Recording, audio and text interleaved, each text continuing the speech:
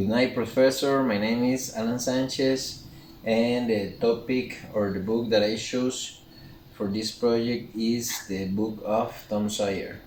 I choose this book because I think Tom Sawyer really represent me and represent my childhood because Tom Sawyer is a kid who everybody say he's a little bit troublemaker, but in the bottom of his heart, he's a really nice kid. So I think everybody in one moment of our lives, someone is going to think we are troublemakers, but the things that really means is what we have inside in our hearts. So let's get started.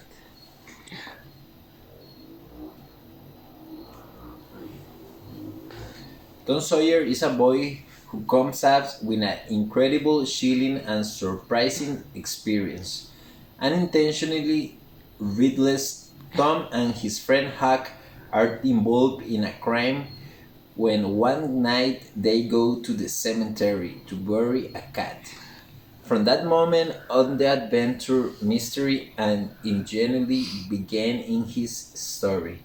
The adventures, mystery, journeys, and infighting characters within this story led us directly into the world of fantasy and dreams, into the world of magic and wonder.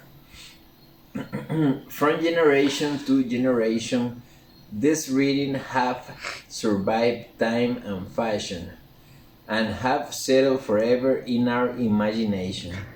This selection is made up of adaptations of the most representative titles of the great classics of literature and aims to encourage and initiate the reading of his wonderful world full of dreams, dreams shared by many of world's readers. For many of world's readers, Tom Sawyer is one of the most famous mischievous children literature, and it is possible that his creator, Mark Twain, was also a mischievous child, since, according to the author, Tom Sawyer's wild adventures are based on memories of his own childhood. Only the specialized can tell what is true and what is fiction. For others, the point is that never before and only rarely since has such a light and entertaining story being writing and Mark Twain's. With great style, the author weaves different episodes together into the whole.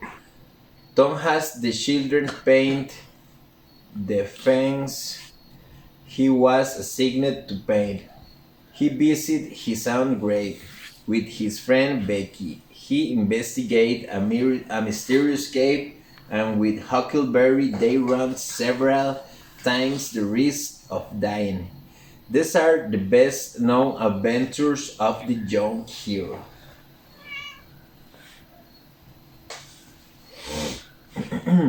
The novel became as a huge success, second only to Twain's next story, The Adventures of Huckleberry Finn.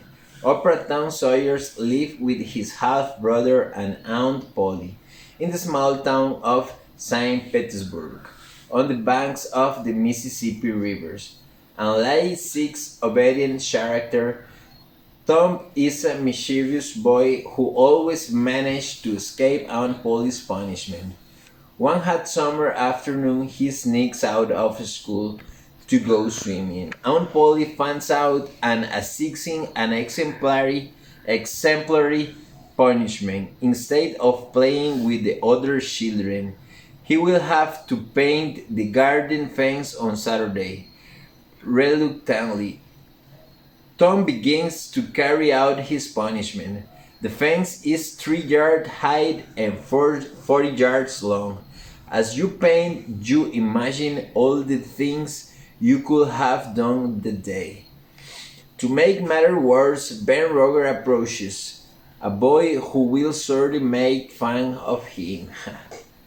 Tom remains calm, absorbed.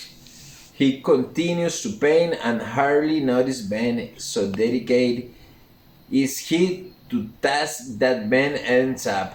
Notice Ben, so dedicated, convincing himself to painting the fangs must be something especially fun.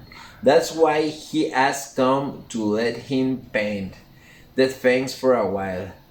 Tom refused, only allowing him to take the brush when Ben gives him an apple in return.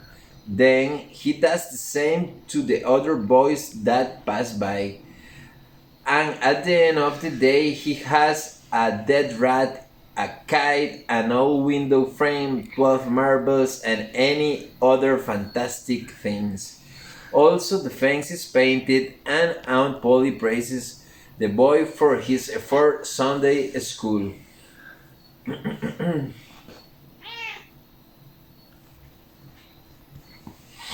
Before going to Sunday school, Tom struggles to memorize Bible verse. Meanwhile, her cousin Mary takes care of her external appearance. She gives her a bucket of water and a piece of soup to wash herself.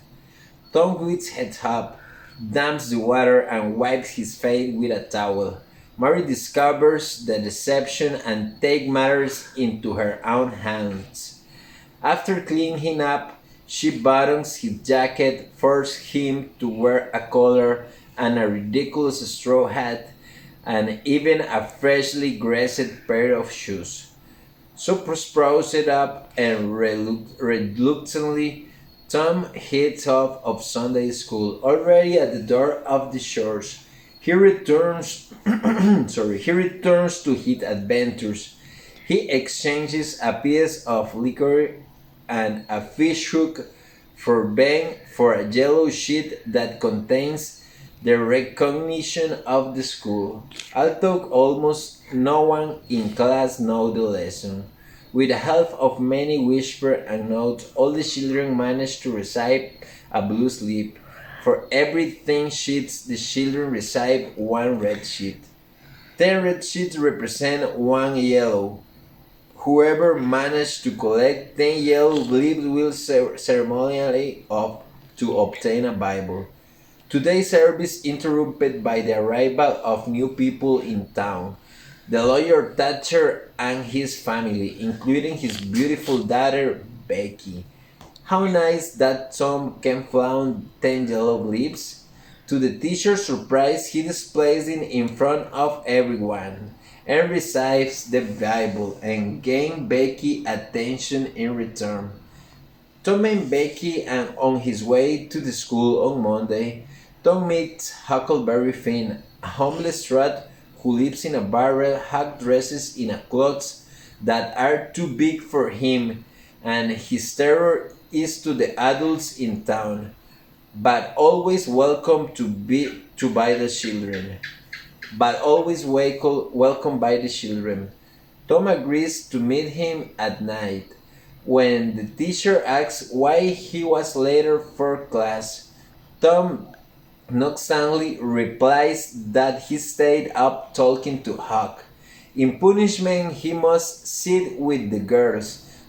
Tom sits next to Becky, who walks away from him, but the boy quickly gets her attention by drawing picture on his whiteboard. Finally, he writes, "I love you," and Becky was flattered. At recess, Tom asks Betty to get engaged. She must tell him that she loves him too. He kisses her and they promise each other that they will never marry someone else. But then Tom makes an embarrassing slip. He tells Becky that being engaged is a beautiful thing and that he is already experienced it with Amy Lawrence. Becky is offended and jealous. She no longer wants to talk him. Tom fails to change her mind and runs away from the school. The murderer in the cemetery tombs his bed and waits for Huck, who will mew outside his window at midnight. The hours pass, the great heavies to the noise become more uncindered.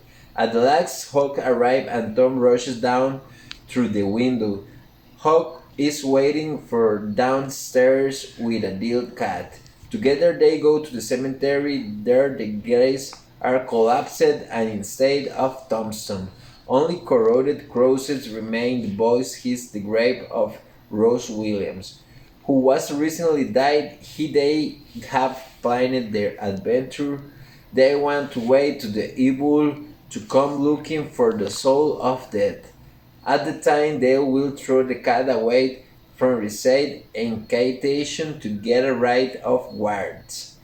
As they wait, they start to freak out. Suddenly they hear voices and believe there are spirits coming looking for them. Like this story, this guy have many other different stories.